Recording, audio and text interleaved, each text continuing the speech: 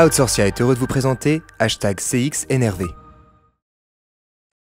Il y a un truc qui m'énerve, c'est la généralisation des enquêtes de satisfaction alors que le client n'est toujours pas une priorité généralisée.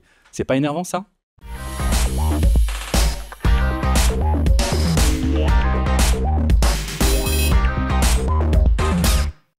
Ce qui m'énerve dans l'univers du feedback, on va le dire comme ça, c'est que des tas de marques ont généralisé l'envoi des questionnaires sans que pour autant on puisse noter une amélioration généralisée de la qualité de service.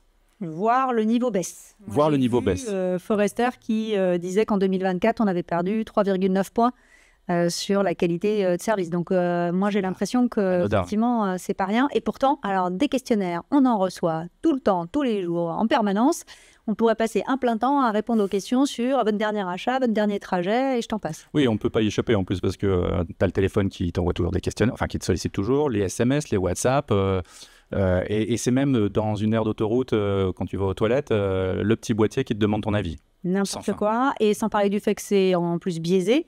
Moi, j'ai eu l'autre fois mon garagiste qui me dit notez la révision de ma voiture, et en plus de me dire il faut mettre 9 ou 10 madame parce que sinon ça compte pas. Et si on rajoute une petite couche, le pire, c'est quand tu as plusieurs interlocuteurs pour un seul achat, le vendeur, la plateforme, le livreur, on peut y aller très loin. Ah, c'est grave.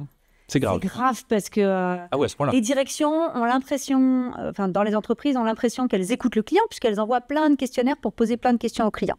Alors, au mieux, elles ont conscience qu'elles ne sont pas très exploitées, donc c'est un peu hypocrite, mais enfin, au moins, elles ont peut-être d'autres dispositifs qui permettent d'améliorer la qualité du service.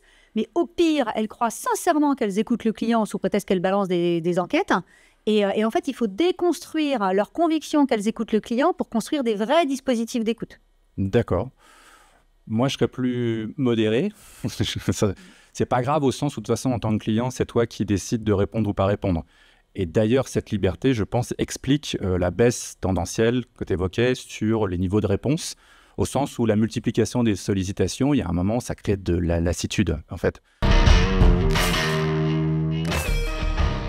En l'occurrence, il ne faudrait pas seulement entendre, mais écouter. Et honnêtement, tu n'as pas besoin des enquêtes de satisfaction pour écouter, parce que si tu veux sincèrement savoir ce que pensent tes clients, tu peux aller voir dans la vraie vie, tu peux aller poser des questions aux gens qui sont en contact direct avec les clients.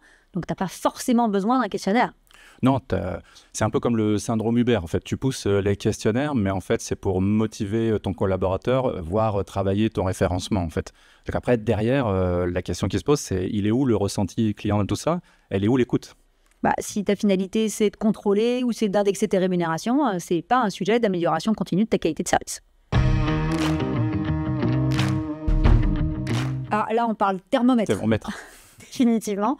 Le NPS permet effectivement de prendre la température et c'est très bien pour faire de la sensibilisation au niveau COMEX. Le vrai indicateur qui permet d'agir sur le terrain, c'est le score d'effort client. Et honnêtement, je ne l'ai jamais vu utilisé pleinement et massivement dans les entreprises. Oui, thermomètre, définitivement, comme toi, le NPS, en plus, il permet au COMEX de se comparer aux autres marques. Donc, tu comprends l'utilité. Mais après, tu vois aussi les directions qui se font leur baromètre en allant chercher de l'enquête de satisfaction, le score d'effort que tu évoquais, voire l'Easy Score, les recommandations. Après, derrière, la question qui se pose, c'est pourquoi certains parcours clients n'évoluent pas quand on dispose d'autant de baromètres. C'est ni mort ni cuit.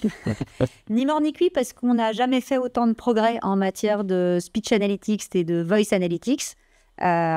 Text analytics et voice analytics, parce que voilà, là-dessus, on peut exploiter les corpus d'informations, de remontées clients. Il y a toute la matière, tous les outils pour pouvoir le faire.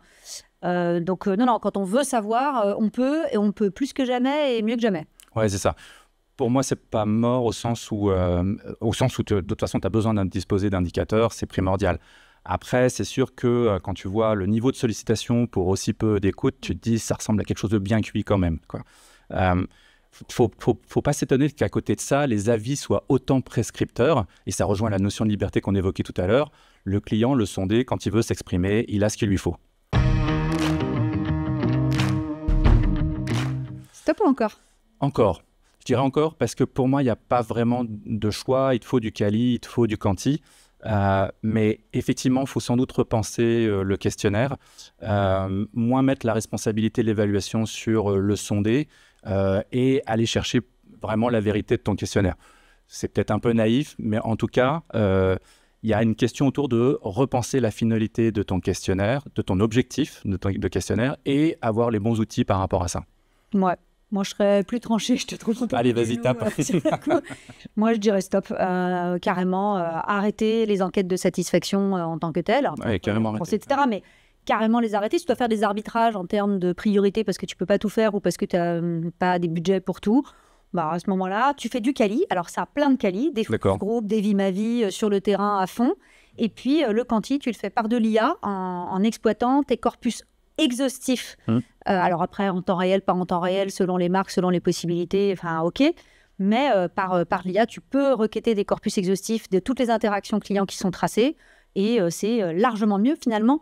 Peut-être qu'on pourrait arrêter de demander aux clients des trucs, en fait, il nous a déjà dit dans les interactions qu'on a eues avec. Outsourcia a été heureux de vous présenter #CX Énervé.